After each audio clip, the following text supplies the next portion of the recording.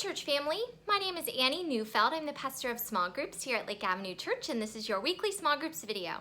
We are still in our series called Homecoming, in which we are examining and celebrating what brings us together here at Lake, our mission, our vision, our essential commitments, our core values.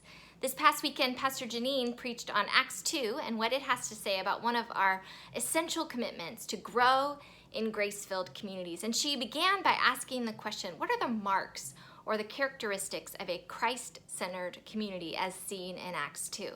And she said, a community of faith is marked by the presence of God, the praise of God, and the power of God. We should expect the presence of God, the praises of God, and the power of God to show up when our community is centered in Jesus.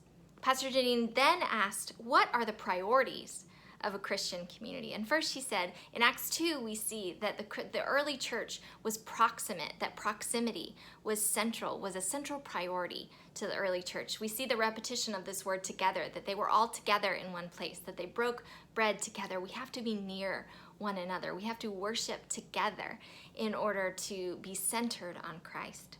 Second, people living in Christian community are persistent learners. When we center on Christ, we never stop learning about who God is, what God is doing in our world.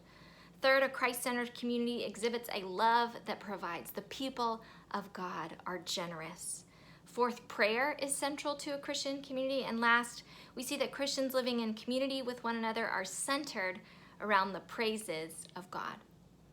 In the end, we are called by God to love and to be loved in Christian community. We are called to disciple and to be discipled in our community of faith. This is quite simple, and yet it looks different in different seasons of our lives and different stages of our lives, and it helps to understand what it looks like by giving some more detail. And so in your small groups this week, you're going to be invited to share some stories, just in the same way that Ben and Terry did on Sunday morning. And these are your questions. How have you been loved and discipled here at Lake?